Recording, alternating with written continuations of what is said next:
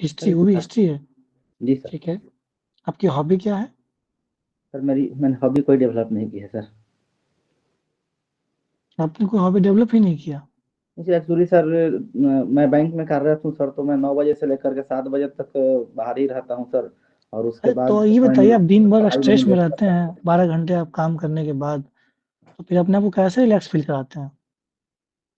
Sir मैंने अपने आप को पढ़ाई में ही लीन कर लिया है, तो मैं पढ़ता हूँ तो उसी से मुझे लगता है कि मैं कुछ नया कर रहा हूँ। और मैं इससे मेरा जीवन का एक लक्ष्य है जो सिविल सेवा में जाना है। वो लक्ष्य की पूर्ति होगी तो वो चीज़ें मुझे एनर्जेटिक कर देती है सर। ऐसे कैसे हो सकता है कि कोई आदमी दिन भर काम करे, काम करने के बाद पढ़ाई करे और कुछ करने का मन ही नहीं करे? कुछ नहीं देखते, मूवी वगैरह नहीं देखते हैं, गाना नहीं सुनते हैं, कुछ नहीं करते हैं आप? सर कभी कभी सुन लेता हूँ, लेकिन वैसा कुछ कोई शेड्यूल नहीं है सर। कभी ऐसा मन किया तो बस सर, एक हॉबी के रूप मूवी में भी नहीं, नहीं देखते मैं हैं? करूँ वही मूवी करूँ। देखते हैं? मूवी रिसेंटली एक मूवी आई हक, देखा है आपने? नहीं सर, मैं उतना इंटरेस्टेड नहीं हूँ मूवी में सर।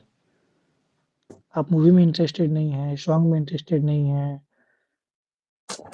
अभी क्या चल रहा है? बताइए, बिहार में क्या चल रहा है? क्या न्यूज़ है, कुछ बताइए। सर बिहार में सर आज का न्यूज़ है कि कुछ गुजरात और सूरत से जो साइबर क्रिमिनल बिहार में साइबर क्राइम कर रहे थे वो पकड़े गए। दूसरी है सर कि हर में एक बेसिक कोर्ट एट्रीब्यूट्स स्टूडेंट के लिए एक बेसिक रोड मैप एट्रीब्यूट्स बनाया क्या जाएगा है? Sir. Sorry sir. Basic attributes एक प्रशासनिक पदाधिकारी का क्या होता है? जो बेसिक सर एट्रीब्यूट्स होना चाहिए, उसमें क्या-क्या होना चाहिए? सर एक तो ऑनेस्ट होना चाहिए सर, हार्ड ओके। वर्किंग होना चाहिए सर, उसमें हुँ। इंटीग्रिटी होनी चाहिए सर, उसमें कॉन्स्टिट्यूशन वैल्यू होना चाहिए सर, अपने संस्थान के प्रति वो समर्पित रहे सर, और सर वो इम्पैथिक रहे सर। अच्छा, और सेल्फ अवेयरनेस, सर सेल्फ ये अवेयरनेस समझते होना हैं? जरूरी है सर। क्या है ये सेल्फ अवेयरनेस? सेल्फ अवेयरनेस है सर, हम अपने वीके स्ट्रांग पॉइंट और वीकनेसेस को जाने। मतलब हमारे पास क्या खूबियां हैं, क्या कमियां हैं, और अगर जो खूबियां हैं हम उसको अपने सोसाइटी के अंदर करना होता है। तो इसको ऐसा नहीं देखिएगा करने। आप, और भी है हम, ठीक है। बैंक, ये बताइए हमको, पेमेंट एंड सेटलमेंट एक्ट और सरफसाई एक्ट, दोनों में क्या अंतर है? सर सरफेसी एक्ट के बारे में तो जानते हैं सर, लेकिन पेमेंट सेटलमेंट एक्ट सर नहीं नहीं पढ़ा पता है। आपने? नहीं सर, नहीं पढ़े हैं सर। ठीक है, ये बता दीजिए, नेफ्ट और आरटीजीएस में क्या अंतर है? Sir NEFT sir national electronic fund transfer है, वहीं RTGS real time gross settlement है सर। नेफ्ट हम मैक्सिमम मतलब 2 लाख तक के अमाउंट वो कहते हैं। उसके आगे के अमाउंट के लिए सर हम आरटीजीएस का सहारा लेते हैं। और नेफ्ट सर बैच में चलता है, वो आधा घंटे के अंदर में सेटल्ड होता है। वहीं RTGS sir real time gross settlement है, उसमें रियल टाइम में पैसे सर सेटलमेंट होते हैं और एक फास्ट तरीका है सर। और आपका आईएमपीएस? Sorry sir. आईएमपीएस सुना, आईएमपीएस?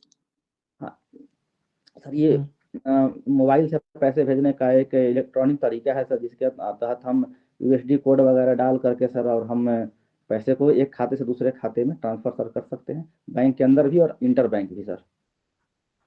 ठीक है, Rupesh sir. Thank you sir. Thank you sir. आप बैंकिंग में किस पोस्ट पे भी काम कर रहे हैं? सर मैं अभी क्लर्क के पोस्ट पे हूँ सर। क्लर्क के पोस्ट पे आप कब से जॉब कर रहे हैं? सर 2013 से सर। अच्छा, 2013 सबने प्रमोशन नहीं लिया? सर मैंने प्रमोशन लेने का सर 2 बार प्रयास किया था सर, परंतु मैं असफल रहा सर। एक्चुअली मैं उस समय बीपीएससी की भी तैयारी कर रहा सर और प्रमोशन के लिए भी तैयारी कर रहा सर, पर हम दोनों जगह सर असफलता हाथ लगी। और समय पढ़ने का कम मिलता था सर, तो मैंने सोचा कि कहीं एक जगह सर इफोर्ट लगाया जाए तो ज़्यादा फ्रूटफुल होगा। तो सर मैंने बीपीएससी को चुना, क्योंकि बीपीएससी में सर एज फैक्टर है सर, कि इतना ही समय तक आप परीक्षा दे सकते गुड हैं। डिसीजन। वहीं प्रमोशनल हम लोगों का डिपार्टमेंटल में कोई एज फैक्टर नहीं है सर, हम कभी भी दे ओके, सकते हैं सर, तो मैंने वेरी बीपीएससी गुड, को सर। Very good. तो हमें बताइए कि जो एटीएम कार्ड होता है उसमें कितने फैक्टर ऑफ ऑथेंटिकेशन होते हैं? सर मतलब तीन तीन या चार तरह के होते हैं सर। एक तो मैग्नेटिक फील्ड के जरिए होता है सर। सर दूसरा ओटीपी के जरिए भी होता है सर। और तीसरा सर पिन के जरिए होता है सर। और यूपीआई में कितने फैक्टर ऑफ ऑथेंटिकेशन होते हैं? यूपीआई में सर 2 होते हैं सर, एक फेस सर और दूसरा एक password sir. Core banking solution क्या है? सर कोर बैंकिंग सॉल्यूशन एक बैंक का एक सर सॉफ्टवेयर बेस्ड सॉल्यूशन है, जिसके तहत हम उसमें जा करके बैंकिंग से संबंधित सारे कामों को कर सकते हैं और एक ही समय बहुत सारे ब्रांचेज अपने सर्वर से जुड़ करके रियल टाइम में फंड ट्रांसफर, वर्क ऑपरेशन इत्यादि सर कर सकते हैं सर। Very good. आप ने बताया कि आपकी कोई हॉबी नहीं है, उस तरीके से कोई विशेष रुचि आप नहीं रखते हैं। कोई बात नहीं है। आपकी शादी हो गई है? हाँ सर, शादी। तो वर्क लाइफ बैलेंस कैसा है आपका? Sir work life balance sir अच्छा है सर, वाइफ काफ़ी सपोर्टिव है सर, वो मुझे पढ़ने के लिए सर इंस्पायर करती है, तो मैं उसे काफ़ी सर सपोर्ट मिलता है सर। और बच्चे? सर एक बच्चे हैं सर, ऐसे तो सर ओके, बच्चों को आप टाइम दे पाते हैं? हाँ सर, थोड़ा बहुत समय दे पाते हैं सर। आपसे मेरा सवाल ये है कि आप पिता के रूप में ज़्यादा सफल हैं या फिर एक कैंडिडेट के रूप में, अभ्यर्थी के रूप में ज़्यादा सफल हैं? सर देखा जाए तो सर मैं कैंडिडेट के रूप में सर ज़्यादा सफल हूँ सर। हालाँकि मैं उस समय सर अपने पिता की भूमिकाओं का भी सर निर्वहन करता हूँ सर, क्योंकि एक फाइनेंशियल सपोर्ट या फिर जो भी कुछ है बाहर से लाना, वो सारी चीज़ें मैं सर उनको मैं कोई तरह से कोई प्रॉब्लम नहीं होने देता हूँ सर, और दोनों को बैलेंस बनाते हुए सर मैं अपनी तैयारी को भी सर आगे बढ़ाता हूँ सर। ओके। अभी आपने हाल के में जो करंट डेवलपमेंट में न्यूज़ है, आपने देखा है कुछ? Sorry sir? आपने कोई करंट न्यूज़ देखा है? जो करंट अफेयर की घटनाएँ चल रही हैं? हाँ सर, बिल्कुल देखा है सर। हाँ, बताइए। सर अभी वेनेजुएला वाली घटना है सर, या डेनमार्क या ग्रीनलैंड वाली सर घटना है, तो मैं सर वो सारी चीज़ें मैं सर ऑब्जर्व कर रहा हूँ सर। ग्रीनलैंड में अभी रिसेंट में क्या डेवलपमेंट हुए हैं? सर ग्रीनलैंड सर अमेरिका के राष्ट्रपति सर ट्रंप महोदय ने सर ग्रीनलैंड ग्रीनलैंड पे सर कब्जा करने के लिए वहाँ के सरकार को सर अल्टीमेटम दिया है, और संभवतः वहाँ पे रिच मिनरल्स हैं और गैस अभी वगैरह अभी हैं। रिसेंट डेवलपमेंट क्या हुआ है ग्रीनलैंड में? वो मैं पूछना चाह रहा हूँ। रिसेंट सर वहाँ नाटो की सर सेनाएं पहुँच चुकी हैं, और अभी सर बस वेट कर रहे हैं कि वेटनबाज की स्थिति में सर कि आगे ट्रंप का क्या कदम होगा, उस हिसाब से वो सर वो एक्ट करेंगे सर। मेरा अंतिम प्रश्न है आपसे कि एक नाटो देश दूसरे नाटो देश पे अगर वो ट्रंप हमला कर देते हैं, तो इस तरीके से एक नाटो देश ही दूसरे नाटो देश पे हमला कर देगा। तो आपको नहीं लगता है कि नाटो का अस्तित्व ही संकट में आ जाएगा इस तरीके से तो? सर विशेषज्ञों का सर ऐसा मानना है कि क्योंकि नाटो में सर ऐसा प्रावधान है शायद अनुच्छेद 5 के तहत कि यदि अगर कोई भी देश नाटो के एक देश पे हमला करता है तो संपूर्ण देश पर हमला माना जाता है सर। लेकिन ट्रंप जो है खुद नाटो के मेंबर होकर के ही हमला कर रहे हैं, तो नाटो सर टूटने के कगार पे है, और संभवतः यूरोपीय देश से किसी दूसरे मतलब वैश्विक संस्थाओं के असर रुख कर रहे हैं सर।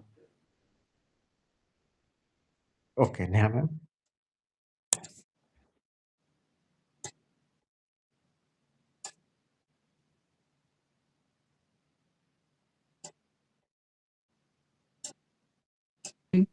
Hello, am हाँ I जी, audible?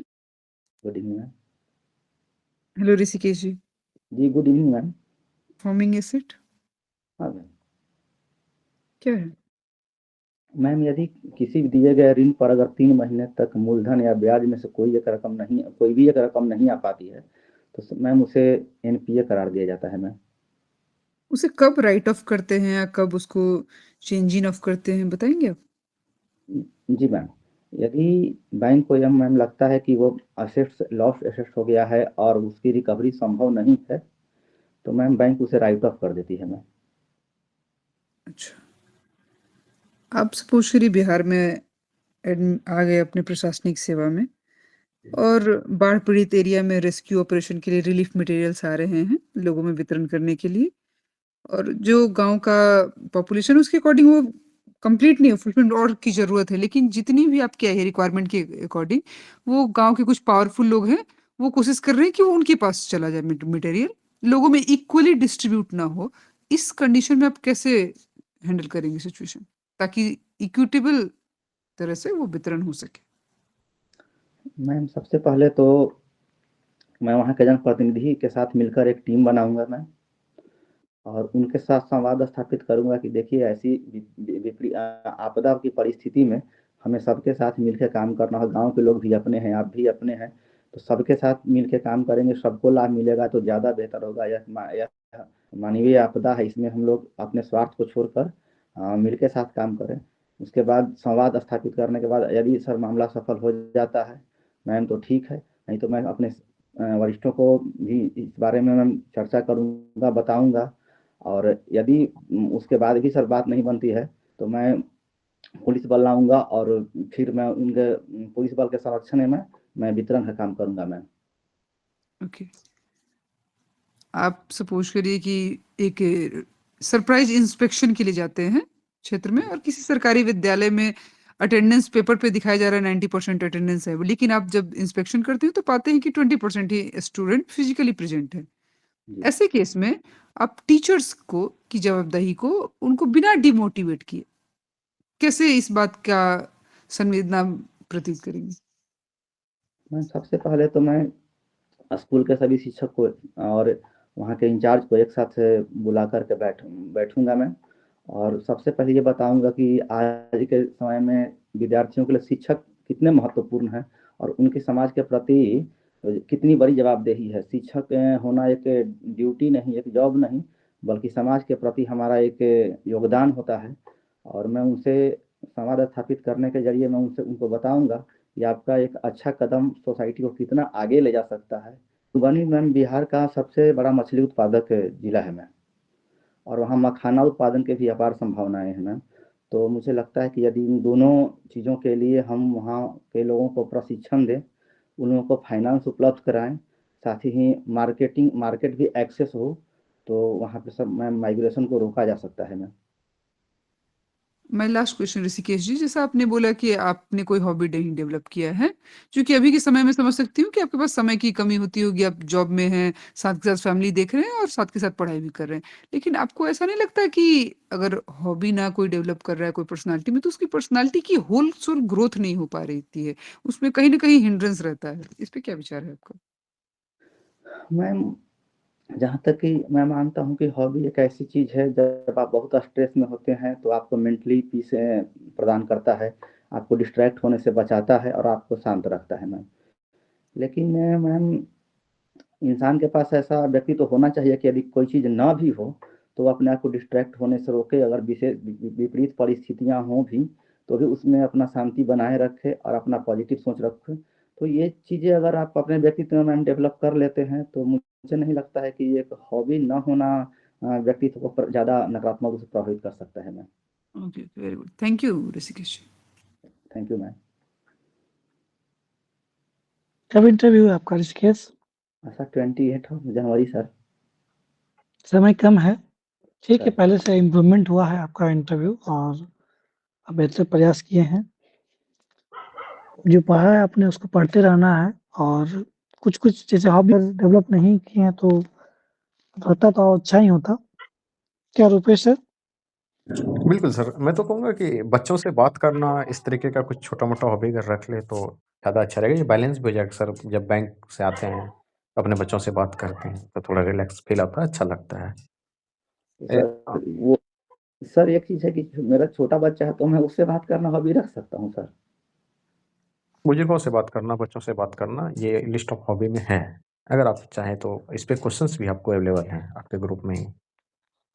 हाँ सर, है, क्वेश्चन तो है सर। अगर देख लेंगे मतलब ऐसा कोई ज़रूरी नहीं है कि हॉबी से प्रश्न पूछा ही जाए, बट नहीं बताएँगे तो अगर उनसे बेवजह ड्रिल कर दें तो ज़्यादा अच्छा नहीं। बिल्कुल, बिल्कुल, बिल्कुल रुपेश सर, मैं यही बोलने वाली थी कि अगर आप नहीं बोलते हैं ना, तो आप हाइलाइट कर जाते हैं उस पॉइंट को, तो फिर वो दिमाग की पैटर्न वहाँ पे ज़्यादा सेटल कर जाती है, फिर उससे क्वेश्चन आने लगते हैं। अगर आपने कुछ ऐसा सटल सा हॉबी रख लिया जिससे क्वेश्चन की बहुत उम्मीद नहीं, तो आप स्मूथली उससे पास आउट हो जाएँगे।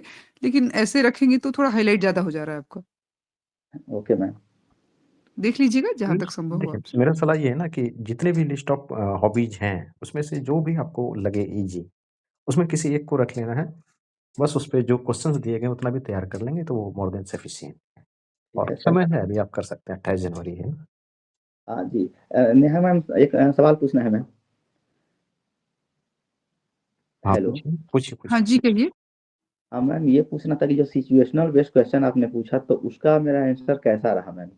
आंसर बेहतरीन दिया आपने। पिछली बार से मैंने नोटिस किया, इसलिए मैंने अभी चूँकि मैंने आपका 2 मॉक में देखा, आपकी बहुत ग्रोथ अच्छी है। जी है ना मैम, थैंक यू मैम। हाँ, ग्रोथ और बहुत कहीं अच्छी है। इम्प्रूवमेंट की ज़रूरत है मैम सर, तो मुझे सर इम्प्रूवमेंट की हमेशा आवश्यकता होती है एक स्टूडेंट को, तो इम्प्रूवमेंट की सेक्शन तो है, बट पिछले से आप इम्प्रूव्ड हैं, चूँकि पिछले में क्या था कि आप थोड़े नर्वस हो रहे थे। इस बार मुझे नर्वसनेस नहीं दिखी आपके चेहरे पे।